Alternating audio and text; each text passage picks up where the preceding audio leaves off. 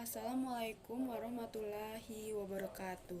Nama saya Inta Permatasari, NIM 1959-1265, kelas PGMI 6E. Di sini saya akan menjelaskan tentang mekanisme pembentukan karakter. Adapun yang pertama yaitu unsur dalam pembentukan karakter.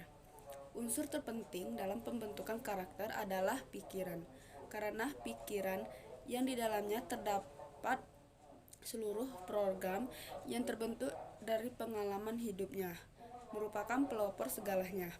Program ini kemudian membentuk sistem kepercayaan yang akhirnya dapat membentuk pola berpikirnya yang bisa mempengaruhi perilakunya. Jika program yang tertanam tersebut sesuai dengan prinsip-prinsip kebenaran universal, maka perilakunya berjalan selaras dengan hukum alam. Yang kedua yaitu proses pembentukan karakter. Secara alami, sejak lahir sampai berusia 3 tahun atau mungkin hingga sekitar 5 tahun, kemungkinan menalar seseorang anak belum tumbuh sehingga pikiran bawah sadar masih terbuka dan menerima apa saja informasi dan stimulus yang dimasukkan ke dalamnya tanpa ada penyeleksian, mulai dari orang tua dan lingkungan keluarga. Dari mereka itulah pondasi awal terbentuknya karakter sudah terbangun. Selanjutnya, semua pengalaman hidup yang berasal dari lingkungan, kerabat, sekolah, televisi, internet, buku, majalah, dan berbagai sumber lainnya menambah pengetahuan yang akan mengantarkan seseorang memiliki kemampuan yang semakin besar untuk dapat menganalisis dan menalar objek luar. Mulai dari sinilah peran pikiran sadar menjadi lebih ketat sehingga tidak sembarang informasi yang masuk melalui panca indera dapat mudah dan langsung diterima oleh pikiran bawah sadar.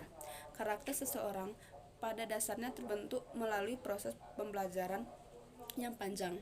Karakter manusia dibawa sejak lahir, karena karakter terbentuk oleh faktor lingkungan dan juga orang-orang yang ada di sekitar lingkungan tersebut. Karakter terbentuk melalui berbagai proses pembelajaran yang didapatkan dari berbagai tempat seperti rumah, sekolah, dan juga lingkungan tempat tinggal. Pihak yang berperan dalam pembentukan karakter seseorang antara lain keluarga, guru, dan temannya. Karakter biasanya erat dengan tingkah laku seseorang. Jika seseorang memiliki perilaku yang baik, maka kemungkinan besar orang tersebut memiliki karakter yang baik. Namun, jika seseorang memiliki perilaku yang buruk, maka kemungkinan besar karakter orang tersebut juga buruk. Membangun karakter itu menggambarkan seperti yang pertama merupakan suatu proses yang terus-menerus dilakukan untuk membentuk tabiat, watak, dan sifat-sifat kejiwaan yang berdasarkan pada semangat pengabdian dan kebersamaan. Yang kedua, penyempurnaan karakter yang ada untuk mewujudkan karakter yang diharapkan. Dan yang ketiga, membina nilai atau karakter sehingga penampilan karakter yang kondusif dalam kehidupan bermasyarakat, berbangsa, dan bernegara yang dilandasi dengan nilai-nilai filsafat hidup. Yang terakhir yaitu 3 tahap pendidikan karakter. Piaget merumuskan perkembangan kesadaran dan pelaksanaan aturan dengan membagi menjadi beberapa tahap dalam 2 dominan, yaitu kesadaran mengenai aturan dan pelaksanaan aturan. Yang pertama, tahap pada dominan kesadaran aturan. Usia 0-2 tahun, aturan dirasakan sebagai hal yang tidak bersifat memaksa. Pada usia 2-8 tahun, aturan disikapi bersikap sakral dan diterima tanpa pemikiran. Pada usia 8-12 tahun, aturan diterima sebagai hasil kesepakatan. Untuk selanjutnya, tahap pada dominan pelaksanaan aturan.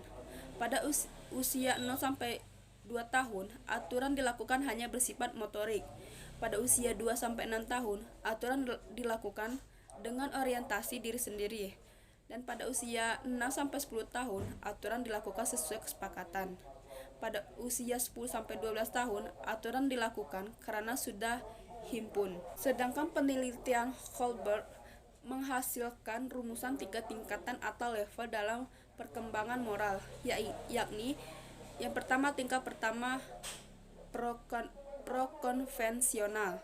Tahap 1, orientasi hukum dan kepatuhan. Maksudnya, apapun yang mendapat pujian atau hadiah adalah baik dan apapun yang dikenai hukum adalah buruk. Tahap kedua, orientasi instrumental nisbi. Maksudnya, berbuat baik apabila orang lain berbuat baik padanya, dan yang baik itu adalah bila satu sama lain berbuat hal yang sama. Yang kedua, tingkat kedua, konvensional. Tahap 3, orientasi kesepakatan timbal balik. Maksudnya sesuai dipandang baik untuk memenuhi anggapan orang lain atau baik karena disepakati. Tahap tingkat 3 yaitu postkonvensional. Tahap 5, orientasi kontrak sosial legalistik. Maksudnya sesuatu dianggap baik bila sesuai dengan kesepakatan umum dan diterima oleh masyarakat sebagai kebenaran konsensual. Tahap 6, orientasi prinsip etika universal. Maksudnya suatu dianggap baik bila telah menjadi prinsip etika yang bersifat universal dari mana dan aturan dijabarkan. Tata pembentukan karakter peserta pendidikan karakter pada anak dalam pandangan Islam adalah sebagai berikut. Yang pertama, tauhid, umur 0-2 tahun.